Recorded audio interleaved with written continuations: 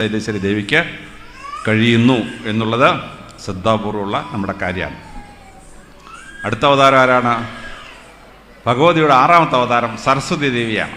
അറിവിൻ്റെ ദേവതാസങ്കല്പമാണ്. അറിവിൻ്റെ ദേവതാസങ്കല്പം നേരത്തെ പറഞ്ഞതുപോലെ മൃദംഗ ശൈലേശ്വരി എന്ന് പറയുന്നത് സരസ്വതി ദേവിയുടെ പര്യായമാണ്. ഇവിടുത്തെ ദേവി അറിവിൻ്റെ ഭാവത്തിൽ പ്രവർത്തിക്കും. അറിവിൻ്റെ ഭാവത്തിൽ പ്രവർത്തിച്ചാൽ അത്ഭുതങ്ങൾ ഉണ്ടാവും.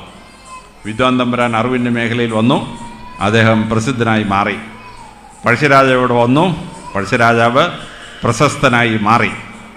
ഇവിടുത്തെ അറിവിൻ്റെ പഴശ്ശിരാജാവ് തുടങ്ങി വെച്ച വലിയ വിദ്യാ കേന്ദ്രങ്ങൾ ലോകം മുഴുവൻ അറിയപ്പെടുന്ന കേന്ദ്രങ്ങളായി മാറി. സരസ്വതി ഭഗവതിയുടെ ഈ അറിവ് കൊടുക്കുന്ന ആ വലിയ പ്രവർത്തനം മൃദംഗശൈലി ക്ഷേത്രത്തിലെ വളരെ പ്രധാനപ്പെട്ട ഒരു സംഭവമാണ്. അപ്പോൾ വലിയ വലിയ ഡിഗ്രികൾക്ക് പഠിക്കുന്ന കുട്ടികൾ പുസ്തകം എഴുതുന്നതിന് മുമ്പ് എഴുത്തുകാർ ഇവിടെ വരും.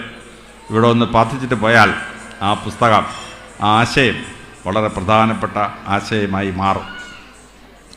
7ാമതായി ഭഗവതിയുടെ